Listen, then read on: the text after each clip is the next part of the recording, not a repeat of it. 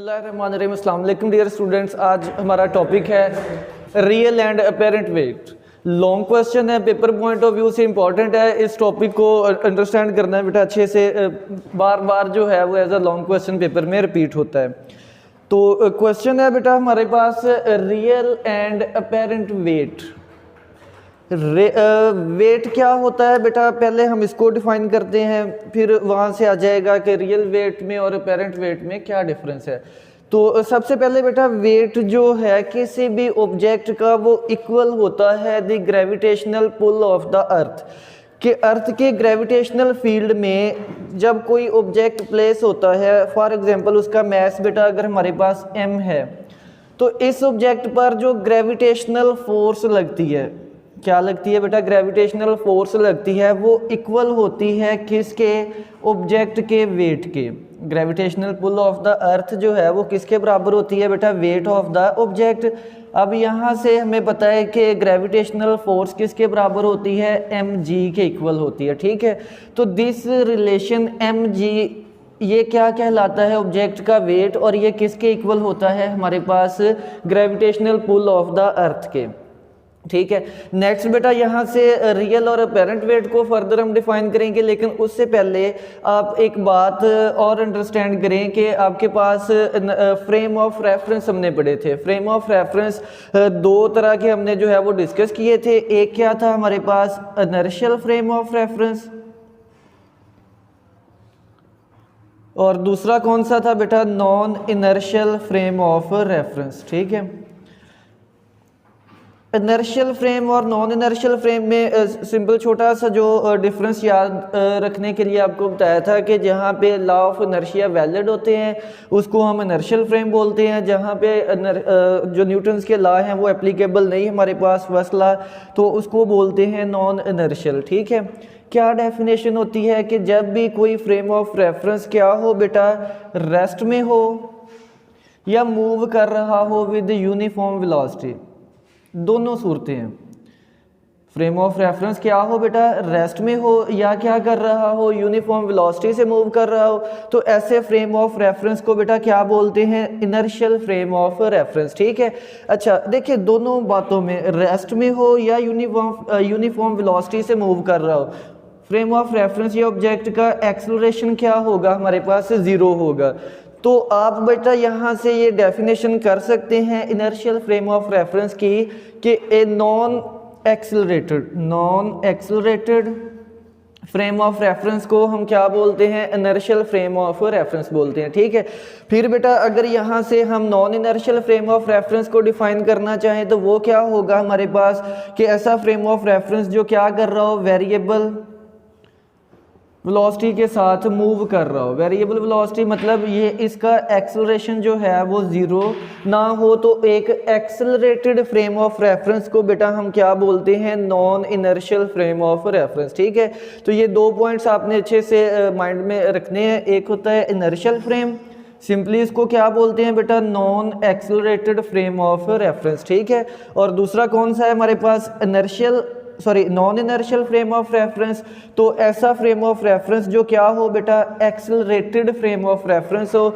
उसको हम क्या बोलते हैं, non inertial frame of reference. ठीक है, अब यहाँ से बेटा इसको हमने डिस्कस क्यों किया है, इसके लिए देखिए कि अभी हमने ऑब्जेक्ट का जो वेट है, किसी भी ऑब्जेक्ट जिसका मास m था, उसका हमने जो वेट है बेटा उसको डिफाइन किया था कि जो ग्रेविटेशनल पुल होती है ऑब्जेक्ट पर वो उसका क्या कहलाती है, वेट कहलाती है। ठीक है बेटा, ये बात या कह लें कि ये वेट जो है ना, ये एक कंडीशन पे ये बात जो है वो एप्लीकेबल रहती है।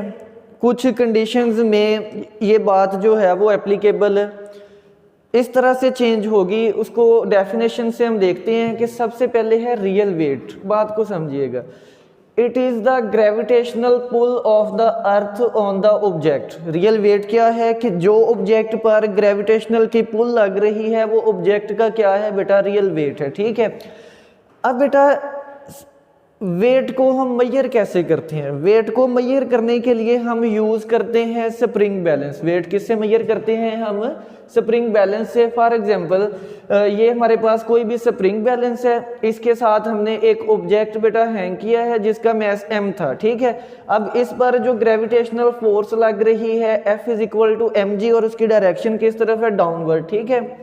तो अब बेटा इस स्केल पे जो रीडिंग आएगी, इस स्केल पे जो रीडिंग आएगी हमारे पास, या जो नंबर आएगा वो हमें ऑब्जेक्ट का क्या देगा? वेट देगा, ठीक है। ये वेट कब रियल वेट होगा? ये जो इस स्प्रिंग बैलेंस पे हमारे पास नंबर आएगा वो क्या होगा? रियल वेट होगा। ये ऑब्जेक्ट का रियल वेट कब होगा? उसकी कंडीशन ये है कि weight in inertial frame of reference, weight in inertial frame of reference. अभी बेटा हमने इनर्शियल फ्रेम ऑफ रेफरेंस को डिफाइन किया है। क्या होता है हमारे पास कि जब हमारे पास ऐसा फ्रेम ऑफ रेफरेंस जो या रेस्ट में हो या क्या कर रहा हो, यूनिफॉर्म वेलोसिटी से मूव कर रहा हो, तो फिर हमारे पास जो फ्रेम ऑफ रेफरेंस है उसको इनर्शियल फ्रेम बोलते हैं। तो जब हम किसी ऑब्जेक्ट का वेट मेजर करें और वो जो सिस्टम है हमारे पास किस में हो? इनर्शियल फ्रेम में हो, तो तब हमारे पास जो इस स्केल पे रीडिंग आएगी उसको हम क्या बोलेंगे? रियल वेट बोलेंगे। उसको क्या बोलेंगे हम? Real weight. तो यहाँ से बेटा डेफिनेशन सिंपली कि it is the gravitational pull of the earth on the object, ठीक है, सिंपल वही। उसके बाद क्या है कि weight in inertial frame of reference, जो कि मेजर करते हैं किससे? स्प्रिंग बैलेंस से। कि जब हम एक स्प्रिंग बैलेंस को यूज करके ऑब्जेक्ट का वेट मेजर करेंगे, अगर तो वो सिस्टम क्या होगा बेटा? इनर्शियल फ्रेम में होगा, तो जो उसकी रीडिंग है हमारे पास वो क्या कहलाएगी? वो उसका जो है वो रियल वेट कहलाएगी, ठीक है। अब बेटा इससे नेक्स्ट हम बात करते हैं कि अपेरेंट वेट क्या होता है। Apparent wait definition: the reading of the spring balance when the object is accelerating up or down is called apparent weight। कि यही हमारे पास बेटा सिस्टम जब क्या करेगा? एक्सेलरेट करेगा। क्या करेगा? एक्सेलरेट करेगा। तो फिर एक्सेलरेट अपवर्ड करे या एक्सेलरेट डाउनवर्ड करे, तो ये सिस्टम बेटा फिर इनर्शियल फ्रेम में नहीं रहेगा, फिर ये किस में आ जाएगा? नॉन इनर्शियल फ्रेम में आ जाएगा। तो जो नॉन इनर्शियल फ्रेम में ऑब्जेक्ट का वेट होगा उसको हम क्या बोलेंगे? अपेरेंट वेट बोलेंगे, ठीक है। यहां से एक बात याद रखें कि इसकी एग्जांपल समझें। बेटा आपने अक्सर जो है वो फील किया होगा कि आपने झूले लेते हुए जो बोट है, अक्सर आपने उस पर झूला लिया होगा कि जब वो क्या करती है बेटा, इस तरह अपवर्ड जाती है या इस तरह नीचे आती है, तो आप अपने में वेट में थोड़ी सी जो है वो डिफरेंस फील इस तरह कर रहे होते हैं कि जब आपके पास जो बोट है वो अपवर्ड जा रही होती है। अपवर्ड जाने से क्या हो रहा होता है कि आप अपनी जो ग्रिप है उसको टाइट कर लेते हैं, यू फील मोर वेट, ठीक है। मतलब जब अपवर्ड जा रही है तो आपको लगता है कि आपका वेट जो है वो पहले से बढ़ गया, और वैसे ही जब बोट जो है वो नीचे आती है तो आपको बिल्कुल ऐसे लगता है कि आप पहले से हल्के हो गए, ठीक है। वो जो हल्के हो गए हैं वो असल में जो आपका अपेरेंट वेट है ना वो कम हो गया, ठीक है। लेकिन यहाँ से एक बात याद रखें कि जो एक्चुअल वेट होता है, एक्चुअल जो ग्रेविटेशनल फोर्स लग रही होती है वो कुछ नहीं होती, ये जस्ट सिस्टम के एक्सेलरेट करने की वजह से अपेरेंटली जो है वो वेट में कम होता है या ज़्यादा होता है, ठीक है। तो अब बेटा यहाँ से देखें कि अपेरेंट वेट को हम T से लिखते हैं। अपेरेंट वेट जो उसका वेट होता है ऑब्जेक्ट का, उसको किससे लिखते हैं हम? T से। T क्या है बेटा? ये स्प्रिंग बैलेंस है। स्प्रिंग बैलेंस के साथ हमने एक ऑब्जेक्ट जिसका मैस m है उसको हैंग किया है। अब देखिए ग्रेविटेशनल फोर्स या इसका वेट ऑब्जेक्ट का किस तरह इफेक्ट कर रहा है? डाउनवर्ड कर रहा है, ठीक है। और इस स्ट्रिंग में जितनी टेंशन है, जितनी क्या है हमारे पास टेंशन है, वो किस तरह इफेक्ट कर रही है? अपवर्ड कर रही है, ठीक है। तो अब बेटा जितनी इस स्ट्रिंग में टेंशन होगी उतनी हमारे पास यहाँ पे क्या आएगी? रीडिंग आएगी, ठीक है। मेरी बात दोबारा सुनिएगा कि जो टेंशन की वैल्यू होगी, स्प्रिंग बैलेंस हमें वही रीडिंग देगा। जो टेंशन की वैल्यू होगी स्प्रिंग बैलेंस हमें वही वैल्यू देगा। तो ये बेटा देखा गया है कि अगर तो ये सिस्टम रेस्ट में है तो जितना वेट डाउनवर्ड एक्ट कर रहा है उतना ही टेंशन अपवर्ड होगी। तो जो वैल्यू वेट की होगी स्प्रिंग बैलेंस भी वही वैल्यू देगा। लेकिन बेटा ये बात देखी गई कि जब ये सिस्टम डाउनवर्ड एक्ट कर रहा हो या अपवर्ड एक्ट कर रहा हो तो फिर क्या होता है कि टेंशन की वैल्यू या तो वेट से ग्रेटर होती है या वेट से क्या होती है बेटा, लेस होती है। अब टेंशन की वैल्यू इससे कम या ज्यादा होगी तो यहाँ पे जो रीडिंग आएगी वो मैंने बताया है कौन देगा, ये टेंशन टी जो होगी स्ट्रिंग में वो देगी। ठीक है, तो अब टेंशन चेंज होगी तो यहाँ पे जो वैल्यू है बेटा वो भी क्या होगी, चेंज होगी। ठीक है, तो यही बेटा हमने डिफरेंस देखना है किस में, एक्चुअल वैल्यू में या रियल वेट में और अपेरेंट वैल्यू में। ठीक है, अब इसको यहाँ से हम टॉपिक की बेटा डेरिवेशन जो है वो स्टार्ट करेंगे। जस्ट आपने ये बात याद रखनी है कि अगर आपके पास सिस्टम रेस्ट में होगा तो जो ऑब्जेक्ट पर लगने वाली ग्रेविटेशनल की फोर्स है वो उसका रियल वेट कहलाती है। और अगर हमारे पास सिस्टम जो है वो non inertial frame of reference में हो, मतलब सिस्टम अपवर्ड एक्सलरेट कर रहा हो या डाउनवर्ड एक्सलरेट कर रहा हो, तो जो स्प्रिंग बैलेंस की वैल्यू होगी वो उसका क्या कहलाएगी, अपेरेंट वेट कहलाएगी। ठीक है, अब बेटा अब हम डिस्कस करते हैं कि कैसे जो है अपेरेंट वेट कम या ज्यादा होता है। उसके लिए सबसे पहले केस है हमारे पास। केस में जो हम डिस्कस करेंगे वो ये है कि केस नंबर 1 है बेटा इसमें कि when lift is at rest or moving with uniform velocity. बेटा हमने कंसिडर कर लिया कि ये हमारे पास एक सिस्टम है, इस एक लिफ्ट है। ठीक है, लिफ्ट के साथ हमने एक स्प्रिंग बैलेंस को हैंग किया हुआ है और उसके साथ हमने क्या बेटा अटैच किया हुआ है, एक मैस जो है वो अटैच किया हुआ है। ठीक है, मैस है तो इस पर ग्रेविटेशनल फोर्स लगेगी और इसका वेट जो है वो डाउनवर्ड होगा। ठीक है, केस नंबर 1 है कि when lift is at rest or moving with uniform velocity. ठीक है, अब बेटा लिफ्ट जब रेस्ट में होगी तो इसका एक्सेलरेशन क्या होगा, जीरो। एक्सेलरेशन क्या होगा, हमारे पास जीरो होगा। तो अब बेटा यहां से एक बात समझे, नेट फोर्स क्या होती है। नेट फोर्स का कंसेप्ट ये है, कंसीडर करें कि ये आपके पास कोई भी ऑब्जेक्ट है। ठीक है, आप इस पर 5 न्यूटन बेटा फोर्स जो है वो इस डायरेक्शन में राइट साइड पे लगा रहे हो और दूसरा काम क्या कर रहे हो, आप 15 न्यूटन की फोर्स जो है वो टूवर्ड्स लेफ्ट वर्ड जो है वो अप्लाई कर रहे हो। तो अब बेटा अगर मैं पूछूं इस पर नेट फोर्स कितनी लग रही है, तो नेट फोर्स बेटा आप क्या बताएंगे इस पर कि इस पर 10 न्यूटन की फोर्स लग रही है। किस तरफ लग रही है बेटा, वो लेफ्ट वर्ड। ठीक है, कैसे मालूम करेंगे, 15 - 5 तो ये आपके पास क्या आ जाएगा, 10 आ जाएगा। ठीक है, अगर तो टोटल की बात करें तो टोटल 15 + 5 20 है। ठीक है, लेकिन हमने क्या देखना है बेटा कि जो इसमें एक्सेलरेशन प्रोड्यूस होगा ना वो 20 की वजह से नहीं प्रोड्यूस होगा, वो किस वजह से प्रोड्यूस होगा, नेट फोर्स की वजह से। और इस पर नेट बेटा कितनी लग रही है, 15 - 5 जो है वो लग रही है। ठीक है, तो अब इसमें एक्सेलरेशन किस फोर्स की वजह से लगेगा, 10 न्यूटन की फोर्स की वजह से लगेगा। तो यहाँ पे बेटा हम इसको फर्दर जो है यहाँ पे एक्सप्लेन करते हैं कि ये हमारे पास थी बेटा एक लिफ्ट थी जो किस में है, रेस्ट में है। ठीक है, अब बेटा देखें कि यहाँ पे हमारे पास दो फोर्सेस लग रही है, एक ग्रेविटेशनल फोर्स वेट की फोर्स है डाउनवर्ड है और दूसरी कौन सी है, टेंशन की जो किस तरफ है, अपवर्ड है।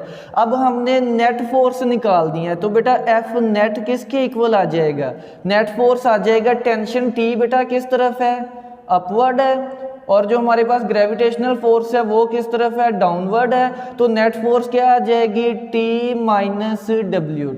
नेट फोर्स किसके इक्वल आ जाएगी, हमारे पास टी माइनस डब्ल्यू हो जाएगा। अब net force according to second law of Newton, हमारे पास नेट फोर्स बेटा जब भी किसी ऑब्जेक्ट पर एक्ट करती है तो वो किसके बराबर होती है, एम ए के। अब ये ऑब्जेक्ट किस में है, रेस्ट में है बेटा, तो इसका एक्सेलरेशन क्या होगा, जीरो। तो नेट फोर्स बेटा किसके इक्वल हो जाएगी 0, तो नेट फोर्स हमारे पास क्या आ गई है 0 आ गई है। ठीक है, अब बेटा इस इक्वेशन में एफ नेट हमारे पास 0 है, वैल्यू पुट करेंगे तो T माइनस W हो जाएगा।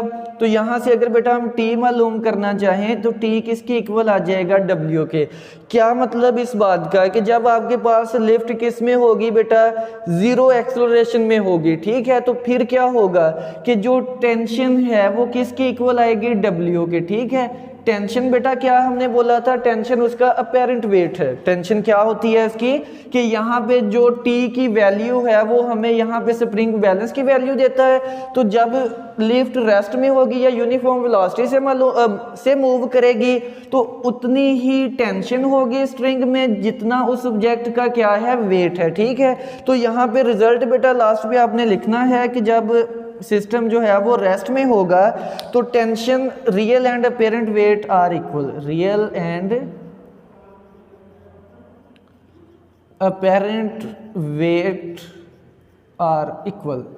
ठीक है, ये रिजल्ट आपने याद रखना है कि जब भी ऑब्जेक्ट रेस्ट में हो तो जो ऑब्जेक्ट का टेंशन को मैंने बताया था एज अपेरेंट वेट कंसिडर करेंगे और वेट W क्या है उसका एक्चुअल वेट है। तो जितना ऑब्जेक्ट का बेटा अपेरेंट वेट है मतलब उसके कह लें कि एक्चुअल वेट में कोई भी डिफरेंस जो है वो फील नहीं होगा। ठीक है, अब बेटा नेक्स्ट जो है इसका पॉइंट वो देखिएगा, केस नंबर 1 क्या था, when lift is at rest or moving with uniform velocity. अब बेटा केस नंबर हम 2 करते हैं, कंसिडर करें आपके पास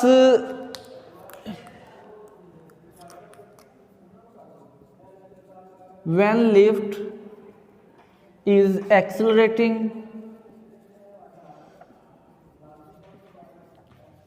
अपवर्ड, जब लिफ्ट क्या कर रही हो बेटा अपवर्ड जो है वो एक्सेलरेट कर रही हो। किस तरह देखिए, फॉर एग्जांपल यही आपके पास बेटा लिफ्ट है, इसमें आपने एक स्प्रिंग बैलेंस जो है वो इस तरह से रखा हुआ है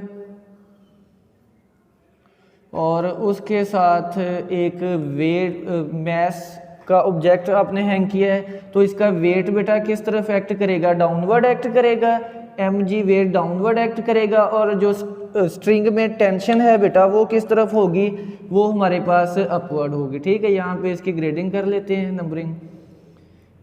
तो अब बेटा ये एक्सेलरेशन क्या है इसका अपवर्ड एक्सेलरेट कर रही है। ठीक है, यहाँ से अगेन जो टेंशन है बेटा वो किस तरफ है, अपवर्ड है, और जो ग्रेविटेशनल फोर्स है वो किस तरफ है, डाउनवर्ड है। ठीक है, तो अब बेटा देखें ये सिस्टम हमारे पास किस में आ गया है, ये सिस्टम हमारे पास आ गया है non inertial frame of reference में, क्योंकि ये सिस्टम क्या कर रहा है, एक्सेलरेट कर रहा है। तो अब हमारे पास जो यहाँ पे वैल्यू आएगी, स्प्रिंग बैलेंस जो हमें वैल्यू देगा वो किसकी देगा बेटा, वो हमें अपेरेंट वेट की जो है वो वैल्यू देगा।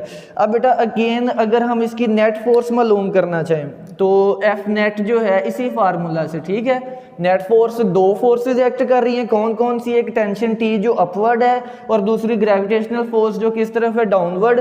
तो नेट फोर्स किसके बराबर आ जाएगी, T माइनस W। ठीक है, नेट फोर्स कैसे निकालते हैं कि जो फोर्सेस, कौन कौन सी फोर्सेस लग रही हैं, एक है बेटा टेंशन T जो अपवर्ड लग रही है और दूसरी ग्रेविटेशनल फोर्स जो किस तरफ लग रही है, डाउनवर्ड। तो नेट फोर्स किसके इक्वल आ जाएगा, T माइनस W। ठीक है, अब अगेन बेटा according to second law of Newton object का एक्सेलरेशन a है हमारे पास। ठीक है, तो फिर हमारे पास जो नेट फोर्स है वो किसके इक्वल आ जाएगी, ma के। नेट फोर्स किसके इक्वल आ जाएगी, ma के।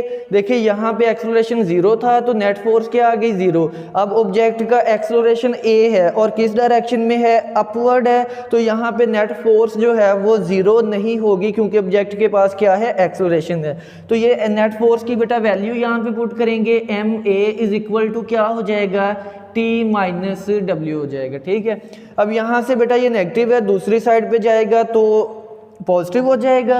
तो टेंशन टी जो है बेटा वो किसके इक्वल आ जाएगी, W plus M A. W क्या है बेटा, उसका एक्चुअल वेट है, प्लस क्या है, MA है हमारे पास, और ये क्या आ गई है, टेंशन T। अब बेटा यहाँ पे बात समझिएगा, टेंशन T मैंने क्या बताया था आपको कि टेंशन T हमें अपेरेंट वेट की वैल्यू देती है। टेंशन T हमें क्या देती है, अपेरेंट वेट की वैल्यू, या आप कह सकते हैं कि टेंशन T जो है वो हमें वैल्यू देती है स्प्रिंग बैलेंस पे। ठीक है, जितनी टेंशन T की वैल्यू होगी उतनी ही यहाँ पे स्प्रिंग बैलेंस पे हमारे पास क्या आएगी, वैल्यू आएगी। ठीक है, अब बेटा इस इक्वेशन को देख के बताएं कि अब टेंशन T वो W से क्या है, वो W से ज़्यादा है हमारे पास। ठीक है, फॉर एग्जांपल अब ऑब्जेक्ट का जो अपेरेंट वेट है, इसका रिजल्ट हम फिर किस तरह लिखेंगे कि जो ऑब्जेक्ट की टेंशन है यहाँ पे स्प्रिंग बैलेंस में हमारे पास जो टेंशन है वो W से ज़्यादा है। कितनी ज़्यादा है बेटा कि MA फैक्टर का हम एक्चुअल वेट में ऐड कर देंगे तो वो किसके इक्वल आ जाएगी, हमारे पास टेंशन T के इक्वल आ जाएगी। तो रिजल्ट में आप लिखेंगे कि टेंशन T जो है वो ग्रेटर है बेटा किससे, W से। ठीक है, देखिए इस रिलेशन में मैथमेटिकली अगर आप देखें तो टेंशन T किसके इक्वल है, W प्लस MA, कि टेंशन जो है वो एक्चुअल वेट से ज़्यादा है by an amount of MA। ठीक है, तो इसको इस तरह से याद रखना है कि जब भी कोई ऑब्जेक्ट अपवर्ड एक्सलरेट करता है, ठीक है, तो जो टेंशन की वैल्यू होती है वो उसके एक्चुअल वेट्स की से क्या होती है, ज़्यादा होती है, जिस वजह से ऑब्जेक्ट का वेट जो है अपेरेंट वेट वो पहले से क्या हो जाता है, बढ़ जाता है। कितना बढ़ जाता है, MA अमाउंट से जो है वो बढ़ जाता है। जितना एक्सलरेशन ज़्यादा होगा ये प्रोडक्ट उतना ज़्यादा आएगा और टेंशन T की वैल्यू उतनी क्या होगी, ज़्यादा होगी। ठीक है, नेक्स्ट है बेटा हमारे पास केस नंबर 3 हम करेंगे। केस नंबर 3 है हमारे पास कि when lift is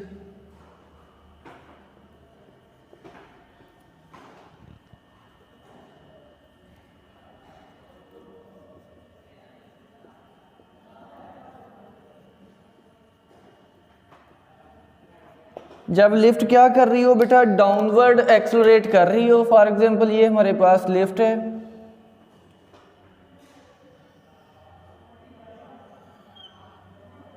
spring balance को हमने इसमें एक रखा हुआ है और इसके साथ कोई भी मैस जो है वो हमने हैंग किया हुआ है। तो अगेन ग्रेविटेशनल फोर्स बेटा किस तरफ एक्ट कर रही है, डाउनवर्ड, और जो टेंशन T की फोर्स है वो किस तरफ एक्ट कर रही है, अपवर्ड। अब एक्सलरेट किस तरफ कर रही है, डाउनवर्ड कर रही है। ठीक है, अगेन बेटा हमने इसकी जो है वो चेक करना है कि अपेरेंट वेट में और एक्चुअल वेट में क्या रिलेशन है। तो बेटा यहाँ से देखें कि आपके पास FG जो है वो डाउनवर्ड है और टेंशन T किस तरफ है, अपवर्ड है। तो यहाँ से अगर हम सिस्टम का जो है नेट फोर्स है वो फाइंड करना चाहें तो नेट फोर्स बेटा किसके इक्वल आएगी, नेट फोर्स इक्वल आएगी W माइनस टी के। नेट फोर्स किसके इक्वल आएगी, W माइनस टी।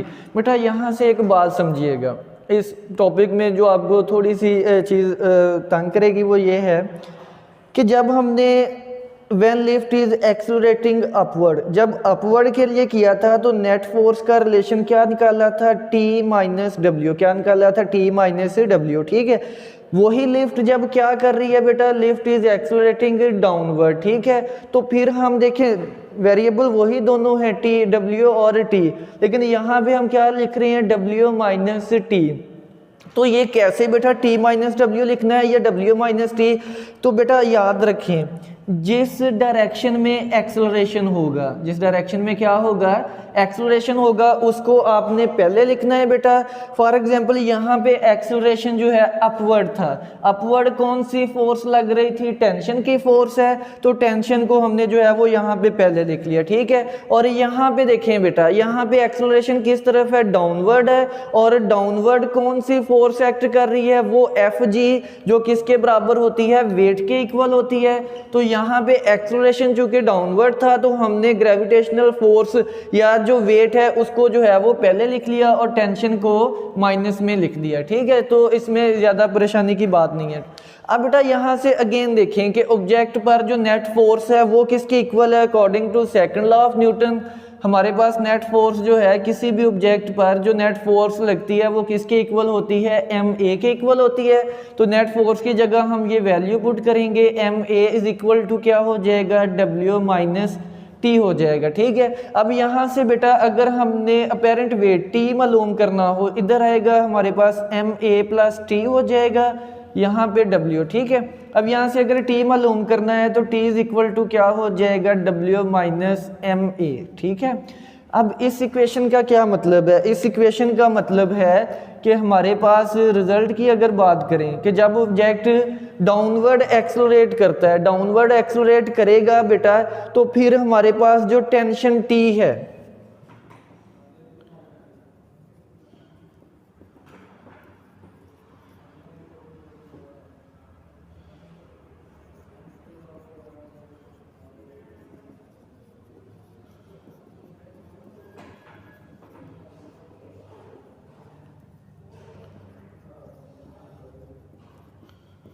कि जब ऑब्जेक्ट बेटा क्या कर रहा होता है, डाउनवर्ड मूव कर रहा होता है, डाउनवर्ड एक्सेलरेट कर रहा होता है, तो फिर जो टेंशन T है वो लेस होती है किससे बेटा, W से। T, इस इक्वेशन को मैथमेटिकली देखें तो इसका मतलब क्या है कि जो टेंशन है वो वेट से लेस है बेटा, कितनी लेस है, बाय एन अमाउंट ma। तो इसका मतलब है कि जो टेंशन है हमारे पास वो किससे लेस है, वेट से।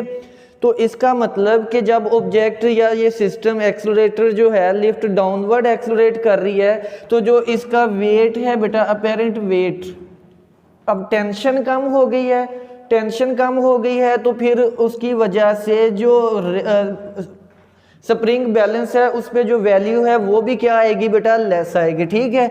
यहाँ पे क्या हुआ था, टेंशन बढ़ गई थी, टेंशन बढ़ गई थी तो जिससे क्या हुआ था, अपेरेंट वेट की जो वैल्यू है वो भी क्या हो गई थी, बढ़ गई थी, ठीक है। अब बेटा इसके बाद नंबर 4 पे जो केस है वो उसको हम देखते हैं, केस नंबर 4 है।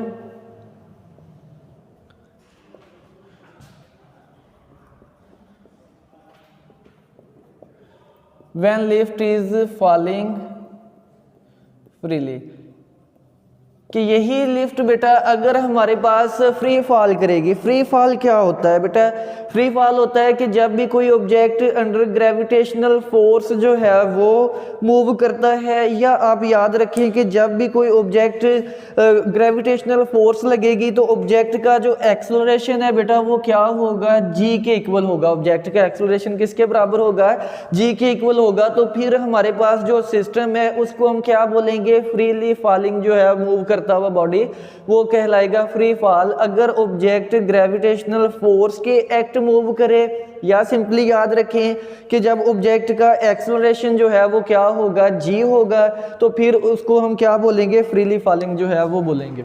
अब बेटा यही लिफ्ट है हमारे पास, ठीक है।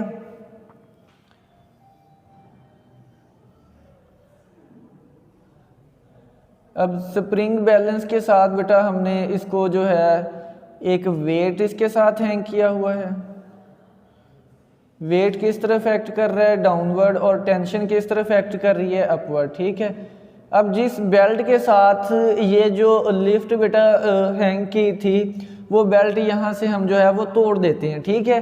अब बेटा ये लिफ्ट क्या करेगी, नीचे फॉल करेगी ना। नीचे कौन सी फोर्स इस पर लग रही है, ग्रेविटेशनल फोर्स लग रही है। ग्रेविटेशनल फोर्स लग रही है तो ये नीचे गिरते हुए ऑब्जेक्ट का जो एक्सेलरेशन है बेटा, वो एक्सेलरेशन इसका क्या होगा, a is equal to g होगा, ठीक है। अब बेटा हमने रिलेशन देखना है किसका, इसकी नेट इसके अपेरेंट वेट का और रियल वेट का। तो वही बेटा इक्वेशन, नेट फोर्स जो है वो किसके इक्वल है हमारे पास, अब डाउनवर्ड एक्ट कर रहा है तो क्या लिखेंगे, w माइनस t टी लिखेंगे। अब net force according to second law of Newton किसके इक्वल होती है, एम ए के इक्वल होती है। यहाँ भी हम ए की जगह बेटा क्या लिखेंगे, जी, तो यहाँ से क्या हो जाएगा, एम जी हो जाएगा। तो नेट फोर्स की जगह वैल्यू पुट करेंगे तो एम जी किसके इक्वल हो जाएगा, डब्ल्यू माइनस टी के इक्वल हो जाएगा। यहाँ से बेटा अगेन हम इक्वेशन फाइंड करना चाहें तो एम जी माइनस टी है, यहाँ पे प्लस टी हो जाएगा, इज इक्वल टू डब्ल्यू हो जाएगा। T is equal to W minus M G, ठीक है। ये एम जी है, दूसरी साइड पे हमारे पास राइट साइड पे जाके ये नेगेटिव का हो जाएगा। अब बेटा यहाँ पे देखें वेट W किसके बराबर होता है, W हमने कहा था कि ये बराबर होता है mg के। W किसके बराबर है हमारे पास, mg के इक्वल है। तो यहाँ पे बेटा फिर हम W की जगह क्या वेट के mg लिख सकते हैं, mg। तो टेंशन देखें बेटा किसके इक्वल आ गया, mg माइनस mg कैंसिल हो जाएंगे। तो टेंशन T की वैल्यू क्या हो गई, 0। तो इसका मतलब क्या है, इसका मतलब है वेटलेसनेस, कि जब कोई भी ऑब्जेक्ट फ्री फॉल करता है, जब भी ऑब्जेक्ट क्या करता है बेटा, फ्री फॉल करता है, तो यहाँ पे हमारे पास स्प्रिंग बैलेंस पे जो टेंशन की वैल्यू आएगी वो क्या हो जाएगी, 0 हो जाएगी। यहाँ पे हमारे पास एग्जैक्टली क्या हो जाएगी, टेंशन की वैल्यू 0 हो जाएगी। मतलब अब ऑब्जेक्ट का जो अपेरेंट वेट है वो क्या हो गया है बेटा, 0 हो गया। ऑब्जेक्ट का अपेरेंट वेट क्या हो गया है, 0 हो गया है। अब यहाँ से क्वेश्चन के क्या उसका एक्चुअल वेट 0 हो गया, नहीं बेटा, एक्चुअल वेट उसका उतना ही होता है, लेकिन यहाँ पे स्प्रिंग बैलेंस में जो टेंशन टी की वैल्यू आएगी वो अब क्या आएगी, 0। तो ऑब्जेक्ट किस में आ जाएगा, वेटलेसनेस में आ जाएगा। अब जितने भी सैटेलाइट अर्थ के अराउंड जो है स्पेस स्टेशन वो मूव कर रहे होते हैं बेटा, वो कंटिन्यूसली जो है वो फ्री फॉल कर रहे होते हैं। जितने भी स्पेसशिप या सैटेलाइट हैं अर्थ के अराउंड रोटेट कर रहे, वो सारे क्या कर रहे होते हैं, फ्री फॉल। तो उसमें जितने भी ऑब्जेक्ट हैं हमारे पास उसके अंदर या एस्ट्रोनॉट्स हैं, वो कौन से फेज में होते हैं, वो वेटलेसनेस के फिनोमेना में होते हैं, कि उनका जो अपेरेंट वेट है वो कितना हो जाता है, 0 हो जाता है। ठीक है, इसकी बेटा बहुत ही एक ज़बरदस्त सी एग्जांपल जो है वो अभी आप गूगल पे या यूट्यूब पे देख सकते हैं। 0G बेटा ऐसे ही प्लेन्स है हमारे पास, बहुत ज़्यादा हाइट्स पे ले जाके प्लेन्स को क्या करते हैं, बहुत ज़्यादा हाइट्स पे ले जाके उनका जो स्विच कह लें कि आप ऑफ कर दिया जाता है, कि उनको जो है वो फ्री फॉल करवाया जाता है। फ्री फॉल करेंगे तो उनकी जो है वो अपेरेंट वेट क्या हो जाएगा, 0 हो जाएगा। तो यहाँ से बेटा आप ये इसकी जो प्रैक्टिकल एग्जांपल है 0G के नाम से यूट्यूब पे देख सकते हैं। ठीक है बेटा, आज के लिए अल्लाह हाफ़िज़।